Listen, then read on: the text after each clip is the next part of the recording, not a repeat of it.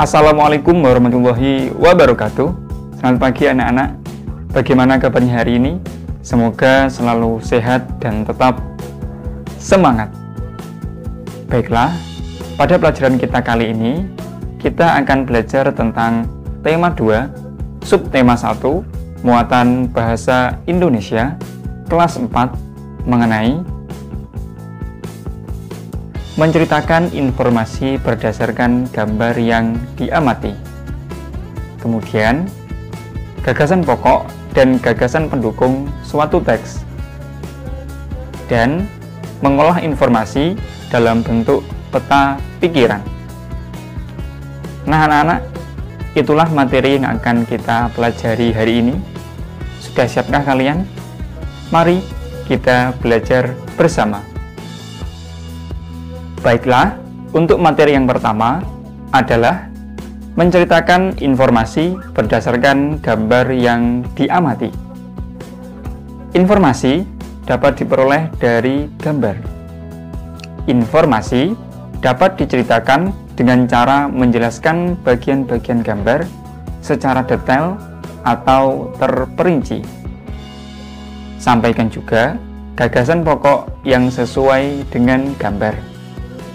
Nah, anak-anak, jadi menceritakan informasi berdasarkan gambar yang diamati itu artinya ketika kalian melihat gambar, jangan hanya dilihat saja, tapi ketika dilihat juga dipahami. Kira-kira gambar ini itu bercerita tentang apa ya? Nah, selain kalian melihatnya, juga dipahami dulu. Setelah kalian memahami gambar ini, barulah kalian menceritakan informasi tersebut. Tapi, jika kalian menceritakan informasi ini, sampaikan juga gagasan pokoknya. Artinya apa? Langsung intinya. Langsung intinya, ya. Jadi, keterangannya tidak terlalu panjang, tapi juga tidak terlalu pendek. Artinya sedang. Baiklah, agar kalian lebih memahami ini, Bapak berikan contohnya ya. Perhatikan gambar berikut. Tuliskan informasi yang dapat kamu peroleh melalui gambar berikut ini. Nah, kira-kira gambar ini bercerita tentang apa ya? Gambar ini menceritakan informasi tentang energi listrik dapat dimanfaatkan untuk menyalakan barang elektronik seperti TV, lampu, kulkas, dan lain-lain. Nah, jadi jelas ya anak-anak, dalam keterangan ini itu tidak terlalu panjang, tapi juga tidak terlalu singkat. Artinya sedang. Dan yang paling penting, informasi ini langsung memuat gagasan pokok yang sesuai dengan gambarnya. Apa gagasan pokoknya? Gagasan pokoknya adalah intinya. Intinya adalah energi listrik itu dapat digunakan untuk menyalakan barang elektronik seperti TV, lampu, dan lain-lain. Jadi, ketika orang membacanya langsung paham, oh iya, gambar ini itu bercerita tentang ini. Seperti itu. Bisa dipahami ya? Ayo semangat belajar. Bapak yakin kalian pasti bisa. Sekarang, perhatikan gambar berikut. Tuliskan informasi yang dapat kamu peroleh berdasarkan gambar berikut ini. Nah, anak-anak, silakan kalian kerjakan ya. Selanjutnya, materi yang kedua. Materi yang kedua adalah gagasan pokok dan gagasan pendukung suatu teks. Ayo ingat kembali materi tentang gagasan pokok dan gagasan pendukung suatu teks. Gagasan pokok adalah inti cerita, sedangkan gagasan pendukung adalah uraian atau tambahan informasi. Gagasan pendukung ini bersifat menjelaskan. Gagasan pokok dan gagasan pendukung dapat ditentukan dengan membaca memindai. Membaca memindai adalah suatu teknik untuk mendapatkan informasi tanpa membaca yang lain-lain secara cepat dan tepat. Bacalah teks berikut ini dengan seksama. Kerbau. Hewan merupakan sumber daya alam yang banyak dimanfaatkan oleh manusia. Salah satunya kerbau. Kerbau memiliki tubuh yang besar. Kulit kerbau berwarna hitam dan memiliki ekor yang panjang. Habitat kerbau adalah di darat. Kerbau yang diternak biasanya ditempatkan di kandang. Manusia memanfaatkan kerbau untuk berbagai hal. Kulit kerbau dimanfaatkan sebagai bahan pembuatan pakaian atau alat musik. Daging kerbau dapat dikonsumsi. Tenaga kerbau dapat dimanfaatkan untuk membajak sawah.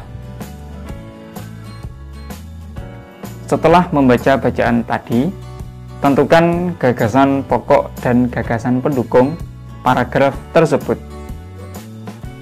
Gagasan pokok paragraf tersebut adalah kerbau merupakan sumber daya alam yang banyak dimanfaatkan oleh manusia. Sedangkan gagasan pendukungnya adalah kerbau memiliki tubuh yang besar. Kulit kerbau berwarna hitam dan memiliki ekor yang panjang. Habitat kerbau adalah di darat. Kerbau yang diternak biasanya ditempatkan di kandang. Kerbau dimanfaatkan manusia untuk berbagai hal, seperti membajak sawah dan lain-lain.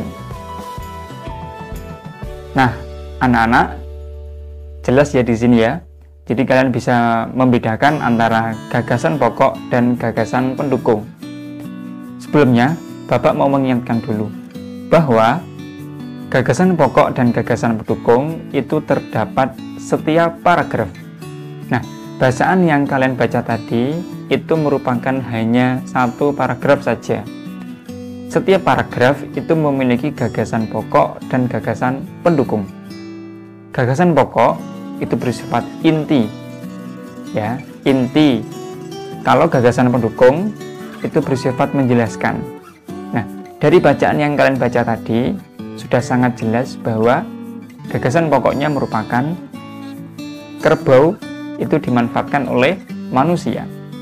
Sedangkan gagasan pendukungnya itu bersifat menjelaskan.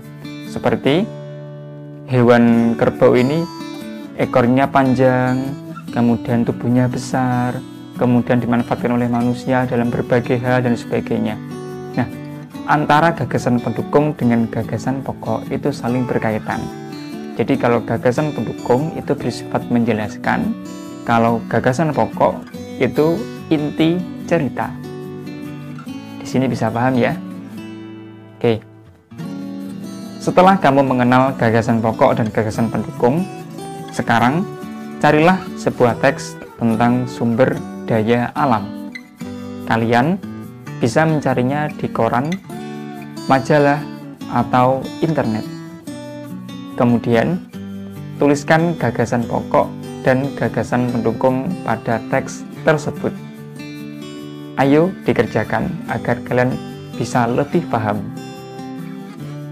Kemudian, kita lanjutkan pada materi kita yang terakhir, yaitu adalah mengolah informasi dalam bentuk peta pikiran. Informasi dari sebuah teks dapat diperoleh dengan membaca intensif atau membaca memindai. Informasi yang diperoleh dapat diolah kembali. Salah satu mengolah informasi adalah dengan peta pikiran. Peta pikiran adalah suatu cara yang digunakan untuk menemukan informasi dalam suatu bacaan. Informasi yang ditemukan dituliskan dalam kotak-kotak peta pikiran. Bacalah teks berikut ini. Minyak bumi. Minyak bumi termasuk sumber daya alam yang terkandung di dalam perut bumi. Minyak bumi diperoleh melalui proses penambangan. Minyak bumi persediaannya sangat terbatas. Oleh karena itu, harus digunakan secara hemat dan tepat. Sebelum dimanfaatkan sebagai bahan bakar, minyak bumi diolah menjadi bensin, solar, dan minyak tanah. Sisa hasil pengolahan minyak bumi berupa parafin, plastik, dan aspal. Perhatikan penomorannya ya. Kemudian, contoh peta pikiran yang dapat dibuat berdasarkan teks tersebut. Nah, seperti ini ya anak-anak. Contoh peta pikirannya. Kalian amati penomorannya dan kalian cocokkan dengan paragraf yang tadi ya. Kemudian, untuk tugas kalian agar kalian lebih memahami tentang peta pikiran, bacalah teks berikut ini. Setelah kalian membaca dan memahaminya, lalu buatlah peta pikiran berdasarkan teks di atas. Sekian pelajaran kita hari ini, semoga bisa bermanfaat untuk kita semuanya. Tetap belajar dan tetap semangat. Maju terus pendidikan Indonesia. Assalamualaikum warahmatullahi wabarakatuh. Terima kasih.